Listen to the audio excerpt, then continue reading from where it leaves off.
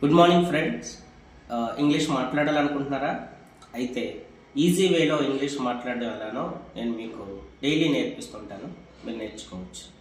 సాధారణంగా మనం day to day లైఫ్లో కమ్యూనికేట్ అయ్యేటప్పుడు ఆ పదాలను ఇంగ్లీష్లో ఏమంటారు, ఒక సెంటెన్స్ రూపంలో వాటిని అరేంజ్ చేస్తే మన ఇంగ్లీష్ మాట్లాడవచ్చు.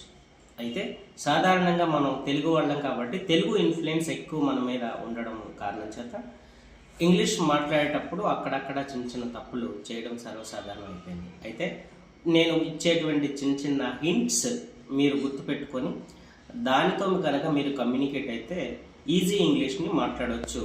ఇక మీదట ఇంగ్లీష్లో మీరు ఎఫిషియెంట్ స్పీకర్గా చేంజ్ అవ్వచ్చు. అయితే జనరల్గా మనం డే టు డే లైఫ్లో మాట్లాడేటప్పుడు వెళ్తున్నాను, అంటున్నాను, వింటున్నాను, వస్తున్నాను, తింటున్నాను, పడుకుంటున్నాను, ఇలా నా అనే సౌండ్ వస్తూ ఉంటుంటుంది. కామన్ అది డే టు డే లైఫ్లో మీరు చాలా మాటలు అంటూ ఉంటుంటారు. పిల్లలు ఆడుతున్నారు, వాళ్ళు వస్తున్నారు, నేను ఈరోజు వెళ్తున్నాను, ఇట్లా ఆ నా అనే సౌండ్ వచ్చినప్పుడు ఇంగ్లీష్లో ఎలా మాట్లాడవచ్చు. అలానే వెళ్ళట్లేదు, రావట్లేదు, తినట్లేదు, ఉండట్లేదు, పిల్లలు ఆడట్లేదు, పిల్లలు సరిగా తినట్లేదు, ఇలా మీరు ట్లే అనే సౌండ్ వచ్చినప్పుడు ఒక సెంటెన్స్ని ఎలా మనం తయారు చేయవచ్చు, దాన్ని నేను ఈజీ వేలో ఇక్కడ మీకు చెప్తాను, నేర్చుకోవచ్చు. యూజువల్లీ ఎప్పుడైనా మన తెలుగులో కనుక ఇలా నా కింద నావత్తు వచ్చేటువంటి తెలుగు సెంటెన్స్ని అనుకునేటప్పుడు దానిని ఇంగ్లీష్లోకి మనం ఎలా కన్వర్ట్ చేయొచ్చు అని అంటే ఇలా మనం ఈ స్ట్రక్చర్ రూపంలో మనం సెంటెన్స్ని ఫామ్ చేసి ఈజీగా మాట్లాడవచ్చు. ఇక్కడ చూడండి, ఐ అంటే నేను, నేను అని ఎప్పుడైనా మీరు అంటున్నారు అనుకోండి, నేను వింటున్నాను అనాల్సి వచ్చింది అనుకోండి, నాకు నవ్వుతూ వచ్చింది కాబట్టి స్ట్రక్చర్లో నేను అనడానికి ఏమంటే ఇంగ్లీష్లో ఐ యామ్. వినడాన్ని ఏమంటాం, లిసన్. దానికి ఇన్ఫార్మ్ యాడ్ చేసేయడమే listening. I am listening to a class, I am listening to music, అంతే. అలానే మేము అనడానికి ఇంగ్లీష్లో ఏమంటాం, వి. మేము అనడానికి ఏమంటాం, వి. అలానే యు అంటే నీవు, అలానే మీరు, నీవు, మీరు. అది సింగులర్గాను ప్లూరల్గాను యాక్ట్ చేస్తుంది, గుర్తుంచుకోవాలి. ఒక్కడినైనా యు అనొచ్చు, ఎక్కువ మందినైనా కూడా యు అనొచ్చు. మీరు వస్తున్నారు ఈరోజు అనడానికి, మీరు ఈరోజు వస్తున్నారు అని అనుకున్నారు అనుకోండి, నాకు నవ్వుతూ వచ్చింది కాబట్టి ఏం చెప్పచ్చు, యు ఆర్ కమ్మింగ్ టుడే. అలానే దే అంటే ఏంటంటే వారు లేదా వాళ్ళు, లేదా ఏదైనా ఒక ప్లూరల్ నౌన్ అంటే ఒకటి కంటే ఎక్కువ ఉండేటువంటి వ్యక్తులు, వస్తువులు, యానిమల్స్, వాటి యొక్క పేర్లను ఏమనొచ్చు అంటే ప్లూరల్ నేమ్ అని లేదా ప్లూరల్ నౌన్ అని అనొచ్చు. చిల్డ్రన్ అంటే ఒకడైతే చైల్డ్, ఎక్కువ మంది అయితే children are playing outside, పిల్లలు బయట ఆడుకుంటున్నారు, ఇలా. సో మీరు ఏదైనా ఇటువంటి పదాలతో కమ్యూనికేట్ అయ్యేటప్పుడు, నేను ఈరోజు స్కూల్కి వెళ్తున్నాను, I am going to school today.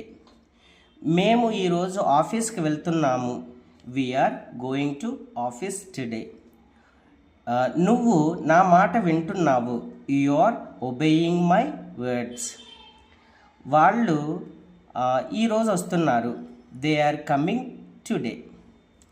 పిల్లలు బయట ఆడుకుంటున్నారు, children are playing out side.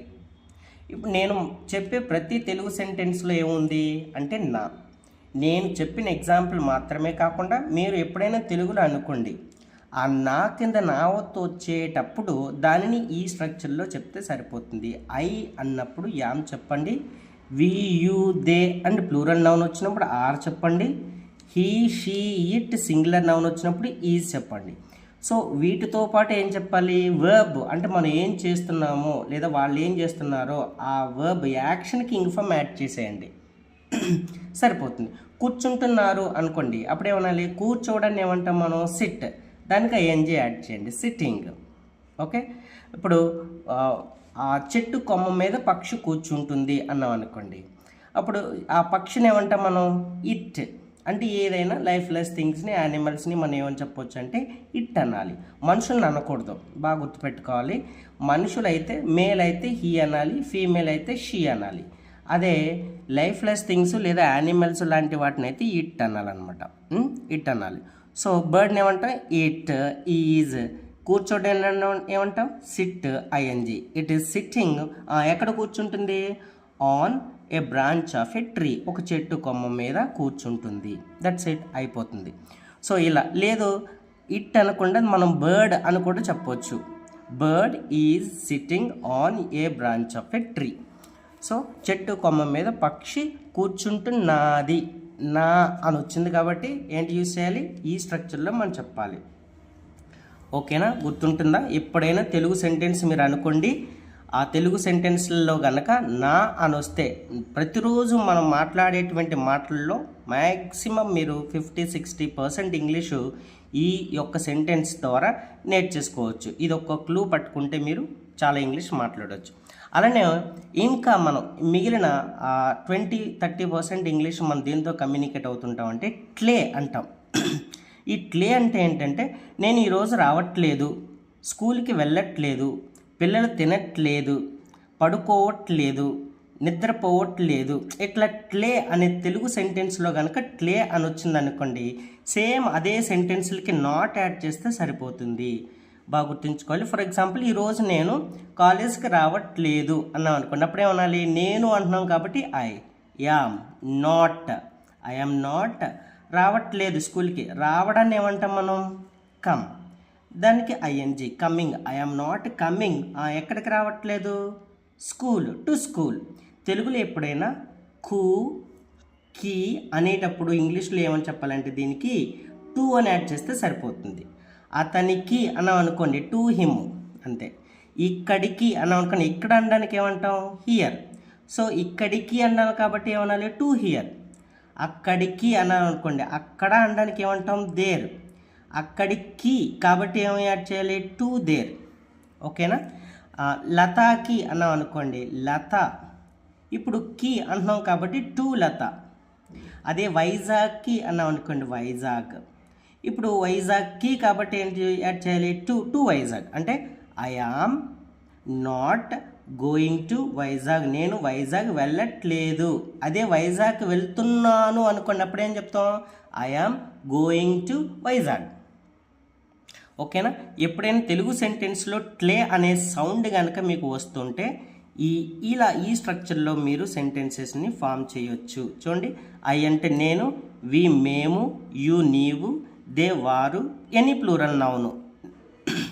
ఒకరికంటే ఎక్కువ ఉంటే అవి ప్లూరల్. అది వ్యక్తులు అవ్వచ్చు, ప్లేస్లు అవ్వచ్చు, వస్తువులు అవ్వచ్చు, యానిమల్స్ అవ్వచ్చు. ఏవైనా ఒకటికి మించి ఉంటే వాటిని ప్లూరల్ నేమ్ అని లేదా ప్లూరల్ నౌన్స్ అని అనవచ్చు. ఇవి వచ్చినప్పుడు ఏమన్నాలి ఆర్ నాట్. ఓకేనా, or not. Children are not eating properly, పిల్లలు సరిగా తినట్లేదు.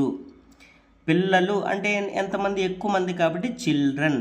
అది ఒకడైతే చైల్డ్, అమ్మాయి అయినా అబ్బాయి అయినా చైల్డ్. కాబట్టి ఎక్కువ మంది కాబట్టి ఏమనాలి children are not eat ING, eat plus ING ఏమవుతుంది eating. Children are not eating in time, సరైన టైంలో తినట్లేదు. ఓకేనా. వాళ్ళు నా మాట వినట్లేదు అన్నారు అనుకోండి, అప్పుడేం చెప్పలేదు they are not obeying my words. Okay, ఇలా మనం ఇంగ్లీష్లో కనుక చెప్పాల్సి వస్తే ట్లే అనే సౌండ్ వచ్చినప్పుడు ఈ స్ట్రక్చర్లో మీరు మాట్లాడితే కరెక్ట్ ఇంగ్లీష్ మాట్లాడిన వాళ్ళు అవుతారు. అలానే హీ అంటే అతడు, షీ ఆమె, ఇట్ మనం ఆల్రెడీ చెప్పుకున్నాం, ఏవైనా లైఫ్లెస్ థింగ్స్ యానిమల్స్ నేమ్ అనొచ్చు ఇట్. అలానే సింగులర్ నేమ్ అంటే బాలు, గీత, సీత అలాంటి ఏవైనా పేర్లను సింగులర్ నౌన్స్ అని అంటాం. ఒక్కటి కంటే ఎక్కువ ఉంటే ప్లూరల్ నేమ్ అని లేదా ప్లూరల్ నౌన్ అని అంటాం. అలాంటి ఏవైనా వచ్చాయనుకోండి, అప్పుడు ఏం చెప్పాలి, for example Ramu is not writing his notes. Ramu తన నోట్స్ రాయట్లేదు, క్లే అని వచ్చింది కాబట్టి Ramu is not writing his notes. Ramu is not writing his exam, అతని ఎగ్జామ్ అతను రాయట్లేదు. ఇలా మనం డే టు డే లైఫ్లో మ్యాక్సిమం మీరు మాట్లాడేటప్పుడు ఇట్లా నా కింద నా ఒత్తు అలానే క్లే అనే సౌండ్ వచ్చినప్పుడు ఈ స్ట్రక్చర్లో కనుక మీరు సెంటెన్సెస్ని ఫామ్ చేస్తే ఈజీగా మాట్లాడగలరు. ఓకేనా. నెక్స్ట్ వీడియోలో ఇంకొన్ని టిప్స్తో మీ ముందుకు వస్తాను.